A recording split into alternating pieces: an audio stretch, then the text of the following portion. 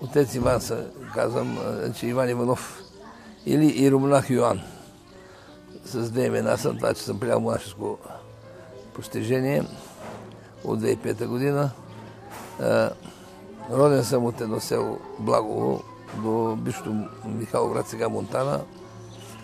Там съм учил до 16 годишна възраст и след това дойдох в София. Тук учих и работех. Свещеник станах на 19 октомври 1981 година. Облекох расото. В Нови хан дойдох 1987 година на 7 юни. И от този момент насам аз почнах да служим на Бога тук в този храм. Преди да стана свещеник, имах хубава служба, работех като в един планов отдел в УБО-то. Занимавах се със строителство, имахме складова база, аз отговарях за нея.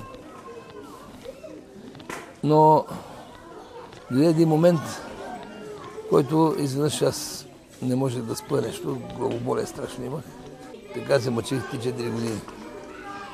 Един ден решавам да отида в църква. Отец ми прочете молитвата, аз си тръгнах и се покачвам по стълбите нагоре към Шератон.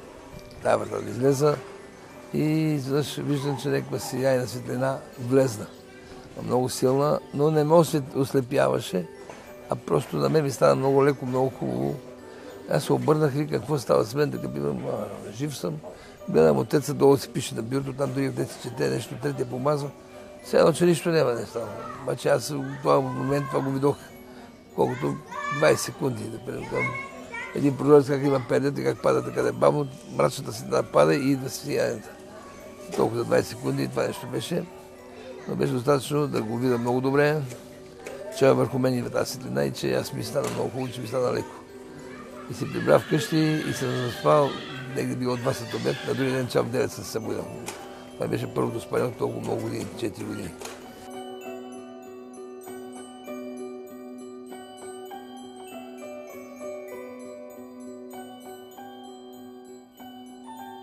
Духовен учител, това е била баба ми. Тя всяка неделя водеше на църква. И мен, и брат ми, и сестра ми ни водеше. В нейното село Костенци, Доберковица. В нашата църква нямаше свещеник. Беше много възрастен и не служеше неделно време. Така мисля, че е бил, бил съм малък. Бил съм малък, още не съм ходил на училище. И тя не беше грамотна, не можеше да чете. Обаче знаеше молитвеника на Исус. И вече време, преди да легаме, седаме на леглото, на колене. Тя чете молитвите, казва ги и прекръства ни възглавниците, и ние се прекръстваме и лягаме да спиме. Може би това ме е повлияло, но когато баща ми ме накара да свещеник, въобще това не ми е минало през акъла, че баба ми така и така. Отказах направо, защото ще ми се смеят. Всички мои другарчета учат техникуми, гимназии, това, аз ще да ставам поп. Но ето дойде времето, когато сам пожелах да станем.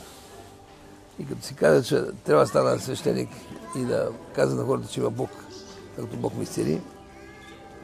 В този момент, като че усетих него, че има до мен застанал, и когато искам да върша, с лекота го върших, моментално ставаше на момента. Църквата, тя от векове се е занимавала с това. Това е основната задача на църквата, да помага на бедните, да ги учи, да ги възпитава в името на доброто и да показва какво трябва да се прави. Това е още самата основа, която започна с Христос, защото Той е казал, какво трябва да прави. И именно мен това ме накара да правя този дом. И ни докажем, че ще стане, може да стане. Това, което ще го направи светите отци, свети Василий Велики, свети Йоан Кронштадтски и още много други отци, които са вършили, свети Николай и свети Йоан Милостиви, и още много свети. Те са го вършили по такива времена. Никога не е било идеално в живота на хората. Все е имало и хубави и лоши неща. Един има една идея, дори му пречи и така и го преследва, както и сега. Моето мото е такова, не прави зло. С една дума това го спазваш, никога няма да нарушиш Божия закон. Като не вършиш злото, написано какво трябва да се прави. Но това не е да го запомнят. Или не преди това, което искаш да ти го правят на тебе. хората трябва да се стремат към доброто, да се стремат да забравят обидите и злото, което някой им е направил, да не връщат на зло с зло, а напротив да го прощават, да си помагат помежду си, да се обичат помежду си и да подават ръка на този, който е изпаднал, който е в беда, в нужда. Всички знаят, че има Бог. Няма такъв, който да знае, че има Бог. Бог е една сила, която ние не можем да видим с просто око, обаче можем да усетим, можем да почувстваме. Този, който прия Бога в сърцето си, защото всеки трябва да го носи Бога в сърцето си, той вече е преуспял във всяко едно положение. Не е важно дали ще завършил 2 висши образования, дали е доктор, дали е такъв. Той не вярва ли в Бога, той не може да направи нищо, ако не му помага Бог. Всичко това, което вършим, ни е дадено от Бога.